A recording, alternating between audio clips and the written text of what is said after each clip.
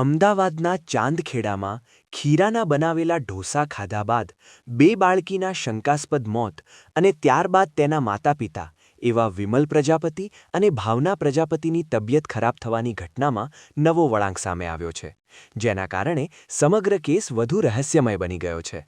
Maruti plaza સોસાયટીમાં રહેતા વિમલ પ્રજાપતિ પોતાના ઘર માટે ઘનશ્યામ ડેરીમાંથી ઢોસાનું ખીરું લાવ્યા હતા.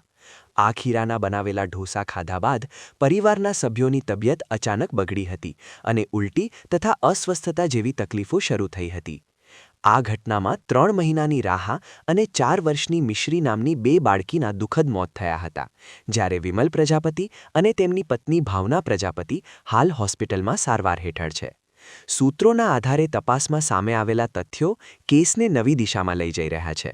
પોલીસ દ્વારા માતાપિતાના બ્લડ સેમ્પલ લઈ FSLMમાં મોકલવામાં આવ્યા હતા, જેમાં પ્રાથમિક રિપોર્ટમાં ઊંઘની દવાનું કન્ટેન્ટ મળી આવ્યું હોવાનું સૂત્રો પાસેથી જાણવા મળી રહ્યું છે.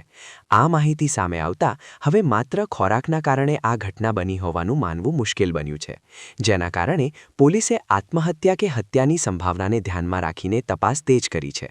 શરૂઆતમાં ખોરાકને કારણે ઘટના બની હોવાનું માનવામાં આવતું હતું, પરંતુ હવે માત્ર 300 ગ્રામ જેટલા ખીરાથી આટલી ગંભીર સ્થિતિ સર્જાય તે અંગે સવાલો ઉઠી રહ્યા છે.